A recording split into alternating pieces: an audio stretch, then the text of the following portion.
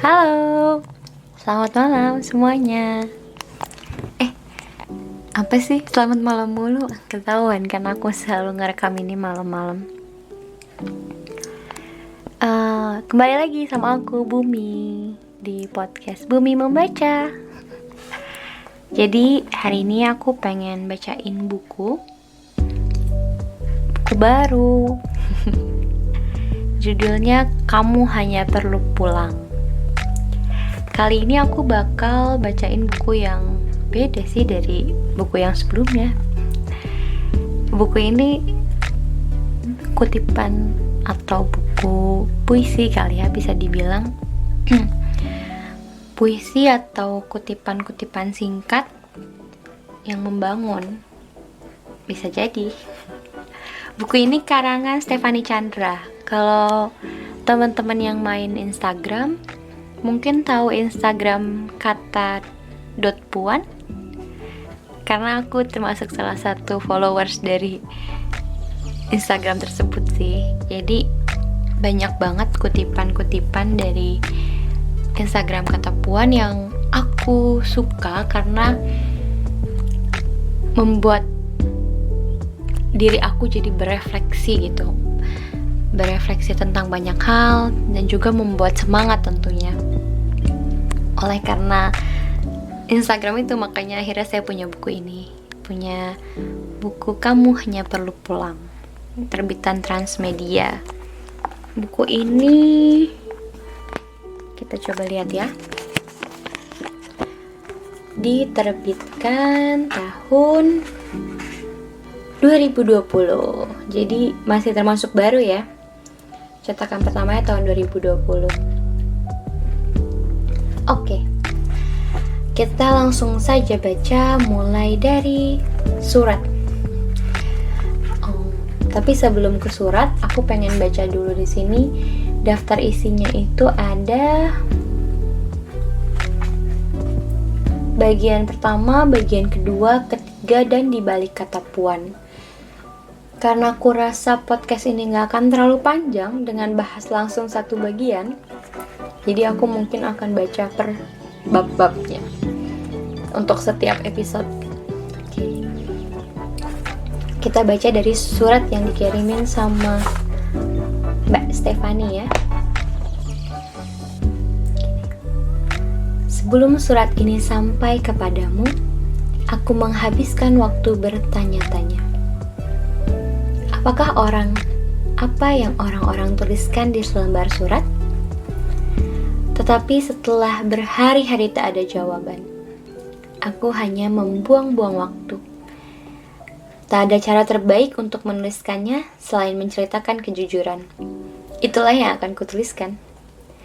Aku hanya ingin kau tahu bahwa perjuangan di balik buku ini adalah proses panjang yang mendewasakan.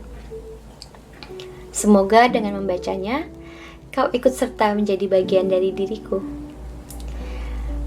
Kuharap itu cukup mengingatkanmu bahwa membuka sedikit pintu, mempersilahkan orang lain untuk masuk bukan tanda lengah. Membuka pintu hati, menyingkap ketakutan besar, mempertanyakan yang tak tertanyakan, hanya tindakan orang-orang berani dan berhati besar. Sebab tahu, sempurna bukan yang dikejar. Kamu hanya perlu pulang. Dengan ini, sambutlah rumah. Berbahagialah, Stefanie. Manis banget ya suratnya. Oke, sekarang kita masuk ke sinopsis bukunya. Aku ingin menjadi harimu yang ke-1000. Menunggumu kembali dari balik lembar waktu yang kuganti setiap hari, menggenapi masa-masa kehilanganmu, menguatkanmu seiring waktu bergulir.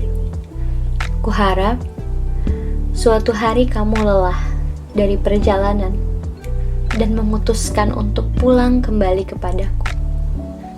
Saat itu tiba, akan kubisikkan padamu di beranda rumahku. Mari kita berbahagia lagi. Sedihmu sudah ribuan hari. Kamu hanya perlu pulang. Deg-degan saya mau baca bukunya, jadinya sinopsisnya sudah menyentuh jiwa. Ya, baik, kita mulai ya teman-teman. Jika hidup sebuah pencarian, akankah kita temukan jawabannya? Benarkah itu yang sesungguhnya kita cari? Ataukah selama ini jawabannya ternyata pada pengertian kita sendiri? Kita masuk ke bagian pertama.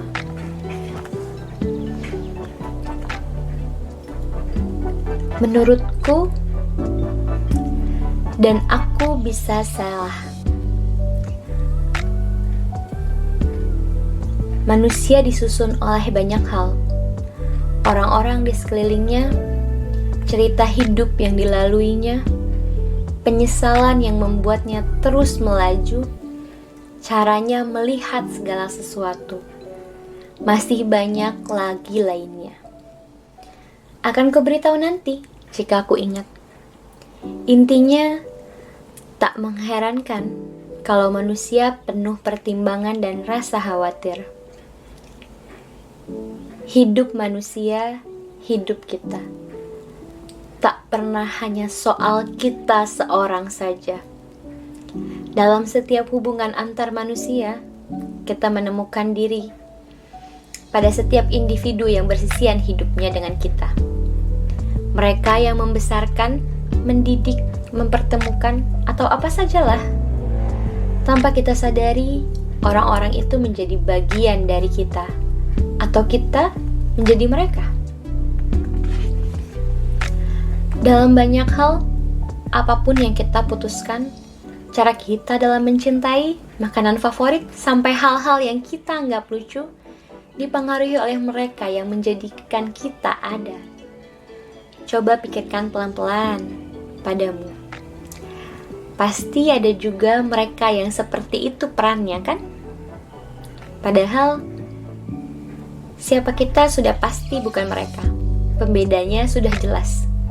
Persepsi. Pada bagian pertama ini, aku menuliskan hal-hal yang semoga saja mengingatkanmu pada seseorang. Aku menuliskannya dengan hati-hati, dengan menyadari sepenuhnya bahwa meski manusia ialah sekumpulan cerita manusia lainnya, dalam banyak hal, ia tetap seorang individu yang penuh pertimbangan. Aku tak serta-merta bicara cinta antar pasangan. Kurasa kau perlu tahu itu. Meski tak ada salahnya juga kalau dianggap demikian. Aku menulisnya dengan mengingat banyak orang. Ibuku yang ekspresif, ayahku yang saat ia sedang muram, adikku yang malu-malu, seorang teman di bangku kuliah yang kini entah di mana, seorang guru yang kusayang, dan banyak lainnya. Dengan menuliskannya, aku sadar satu hal. Ternyata hidup kita ini seperti pertemuan-pertemuan sederhana di sebuah persimpangan. Meski tak selalu ada kalanya melihat mereka, kita bertanya-tanya, bagaimana kalau ternyata kita terlalu berbeda untuk menjadi satu sama lain? Kau adalah sesuatu, sementara aku lain lagi. Tapi, apakah kita harus kecewa? Tidak juga. Mengapa berbeda? Salah siapa?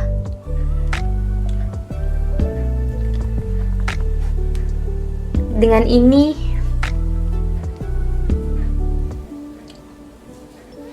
mari kita mulai perjalanannya.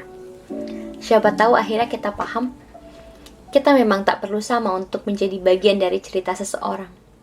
Dan begitu pula adanya mereka pada kita.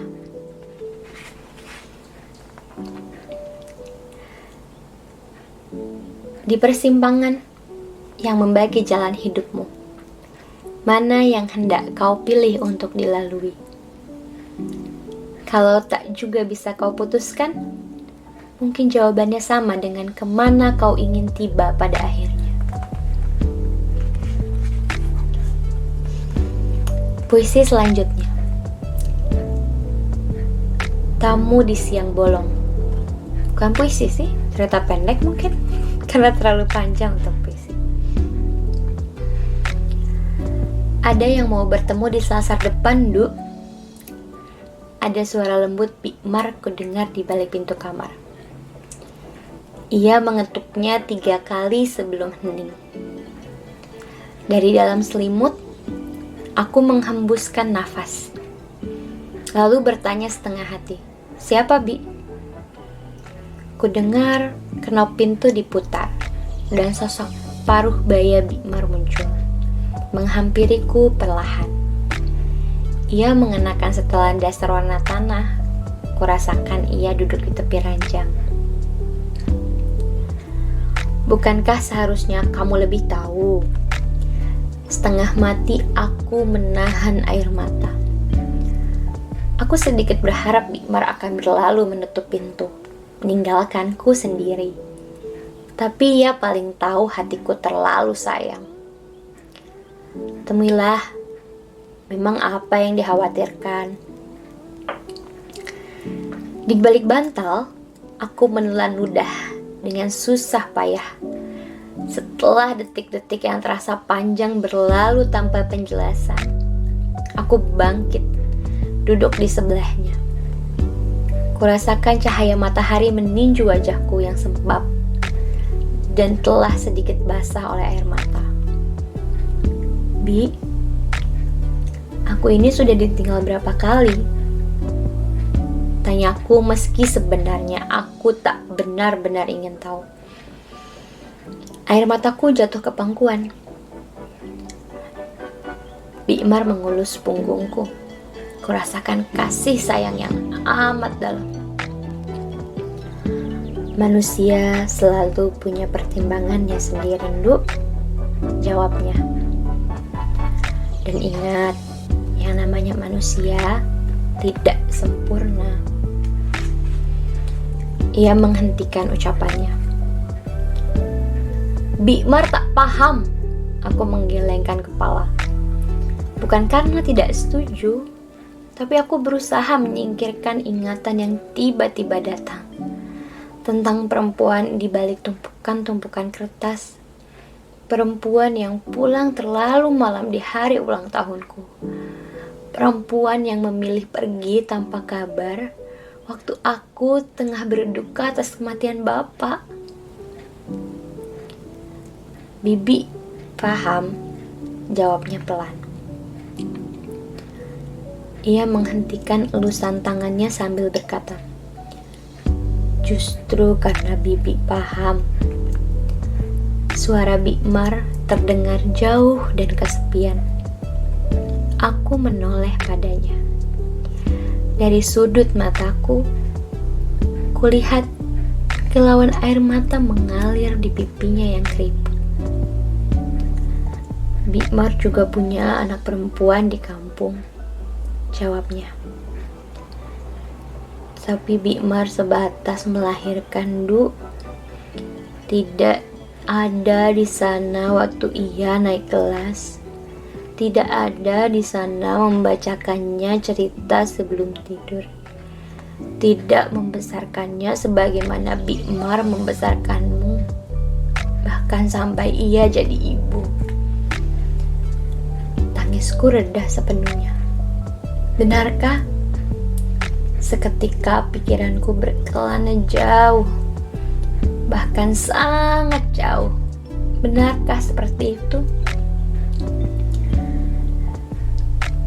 Tapi Bikmar tidak punya pilihan selain mengalah. Suami Bikmar bukan lelaki yang baik. Ia bukan ayah yang layak untuk anak-anak Bibi. Jadi Bikmar bekerja, mengabdi pada ibu bapakmu, menyaksikanmu lahir, membesarkanmu sepenuh hati. Sebab Bikmar tak punya kesempatan itu pada anak sendiri. Kurasakan getar di suaranya yang getir. Saat Akhirnya ia sudah bisa menghidupinya diri sendiri. Baru Bikmar sadari, waktu sudah berlalu lama. Mungkin sebagai seorang ibu, Bikmar bahkan tak berhak atas surga. Tapi itulah Ndu, itu ya yang Bikmar harus lakukan supaya ia hidup sebagaimana mestinya.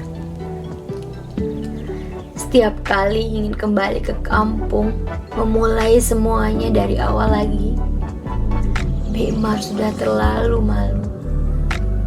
Lagi pula, ia menggenggam tanganku.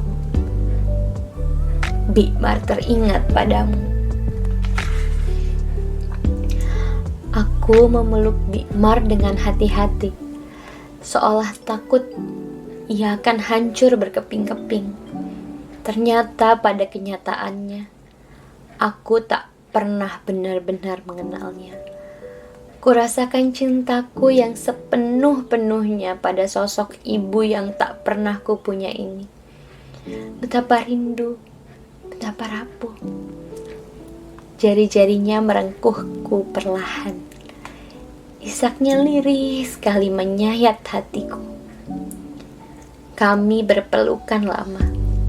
Lalu, suara Bikmar yang akrab di telingaku berujar pelan. Temui ibumu, Ndu. Ia pasti punya penjelasan. Aku melepaskan tangisku sekali lagi, berjanji terakhir kali. Tapi aku takut dikecewakan sekali lagi, Bikmar, sebab banyak hal yang ingin kukatakan. Tak perlu merasa begitu. Kamu hanya perlu ia tahu. Kamu tak butuh ia menjadi. Aku menemukan tatapan Bikmar lekat padaku. Katakan padanya, Ndu. Seringnya kita lebih kecewa justru saat tidak tersampaikan. Aku bangkit, berdiri memantapkan hati. Kemudian langkahku terhenti. Aku berbalik menghadapnya dari depan pintu kamar. Bikmar masih duduk di sana, menyeka air matanya dengan ujung lengan daster. Ia menangkap tatapanku, lalu mengangguk.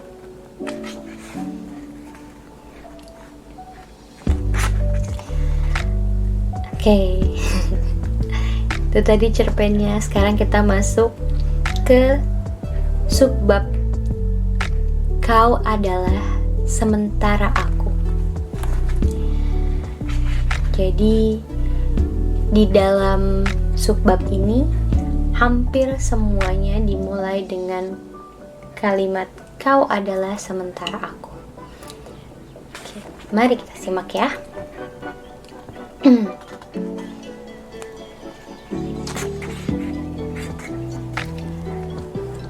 Oke, kita mulai dari yang pertama. Kau adalah kata-kata yang Kau adalah kata-kata yang membasahiku dengan hujan bulan Juni milik Sapardi Djoko Damono. Menampar dan menghempaskan ke alam pikir yang membawaku pergi jauh. Jauh sekali. Untuk menyadari bahwa aku hanyalah perih, binatang jalang milik Hairil Anwar yang ingin hidup 1000 tahun lagi. Kita masuk ke subbab puisi kedua. Kau adalah puisi yang kutulis tengah hari bolong, untuk kubacakan di atas panggung tak berpenonton. Sementara aku hanyalah sisa pensil yang kau hapus tak sengaja dari ujung kertasmu yang basah oleh air mata. Puisi ketiga. Kau adalah garis pantai yang kususuri, seraya mengejar bulan yang menarik turun matahari senja. Sementara aku hanyalah karang berlubang oleh sebab ombakmu memaksa luruh. Puisi keempat. Kau adalah pikiran-pikiran merdeka para revolusioner yang membawa dunia pada peradaban mutakhir dengan berdiri di garda terdepan. Sementara aku hanyalah ujung senapan yang tak lagi kau angkat. Sebab bagimu, berperang dengan tutur kata saja sudah cukup. Puisi kelima. Kau adalah padang rumput di tanah yang hijau, titik paling tinggi di atas bukit, tempat orang datang membawa cerita untuk ditulis jadi puisi, atau palet-palet warna untuk dilukis tanpa kata-kata. Sementara aku hanyalah kemarau yang takut sendirian, sebab hadirku menanduskan tanah, meranggaskan pohon-pohon rimbun. Padahal aku hanya ingin bersinar lebih terang saja, supaya kau tahu bahwa aku sudah datang. Puisi ke-6. Kau adalah tahun-tahun yang membawaku lari menuju keabadian. Sementara aku hanyalah asap dari rokok yang habis kau isap dalam semalam. Puisi ke-7. Kau adalah masa lalu yang mendobrak pintu masuk pikiranku. Meski kau tahu tempatmu bukan lagi di situ. Sementara aku hanyalah pemilik rumah yang tak hati-hati. Sebab kala malam tanpa sengaja aku lupa mengunci pintu. Puisi ke-8. Kau adalah agama yang kupeluk, yang senantiasa kubela. Sementara aku hanyalah nista yang kau katakan ada manakala aku meminangmu atas dasar cinta. Hanya karena kau bilang aku berbeda. Puisi ke-9. Kau adalah gubuk tak berpenghuni di tengah hutan belantara yang riuh rendah. Sementara aku hanyalah badai salju khawatir yang kau usir. Padahal aku ingin berteduh.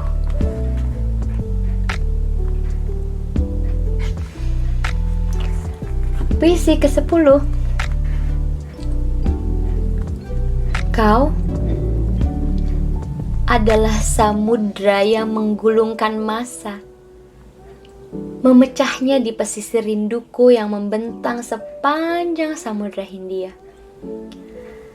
Sementara aku hanyalah rembulan di pantai selatan yang bersinar sia-sia karena kau takut datang.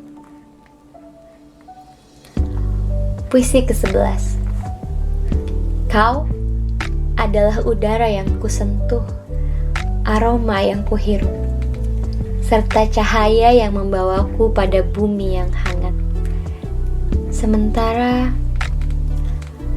aku hanyalah ruang hampa yang membuatmu mengerjap kehabisan nafas tatkala aku memaksamu untuk ada. Puisi ke-12. Kau adalah segudang barang lama yang tak akan pernah sudi kubuang. Sementara aku hanyalah secarik surat dari masa lalu yang kau pertanyakan maknanya. Oleh sebab tintaku aur dan kabur, sampai-sampai aku tak lagi sudi dibaca. Puisi ke-13. Kau adalah doa kedua orang tua yang mengantarkanku sampai tujuan. Sementara aku hanyalah moral yang kau jauhi, karena kau dibesarkan untuk berpegang teguh pada budi pekerti. Puisi ke-14. Kau adalah pagar besi dengan ujung berjeruji, yang terpancang tinggi-tinggi menghadap langit tak berpenghuni. Sementara aku hanyalah tangga yang malu-malu, tak berani mengetuk pintu, meski tepi atapku siang malam menghadapmu dari seberang jalan itu. Puisi ke-15. Kau adalah gejala alam yang tak bisa kutebak. Orang-orang kesepian di libur musim panas yang panjang, serta pertemuan di musim dingin yang menelan siang. Sementara aku, cintaku yang salah langkah, hanyalah tangan jahat manusia yang tak bertanggung jawab yang kau sebut pembawa bencana. Puisi ke-16. Kau adalah perahu yang menyusuri hulu menuju hilir, membendung arus dan jeram dengan gigih.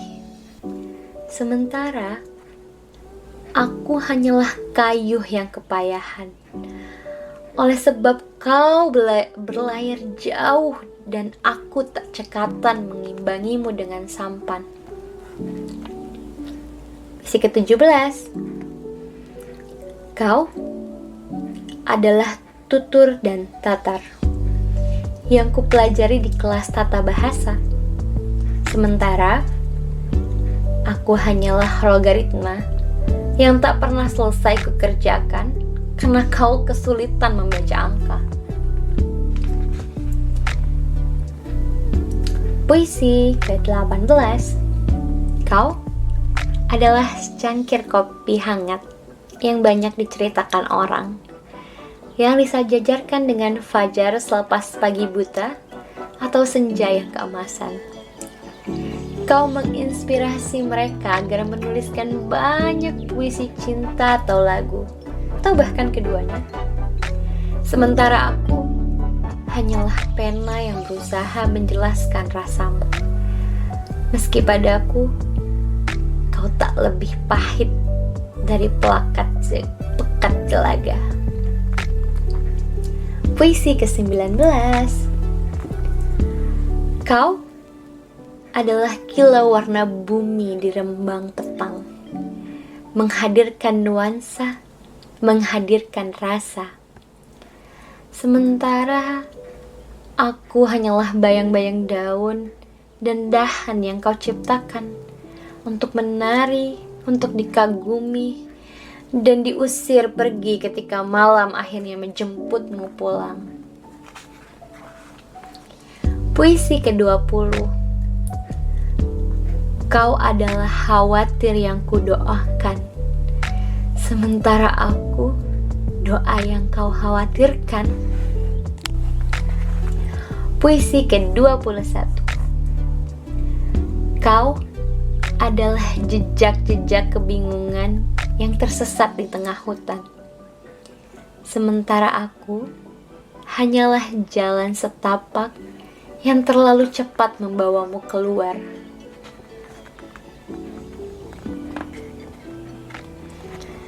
Oke, kita sampai situ dulu ya. Sampai puisi ke-21 halaman 37.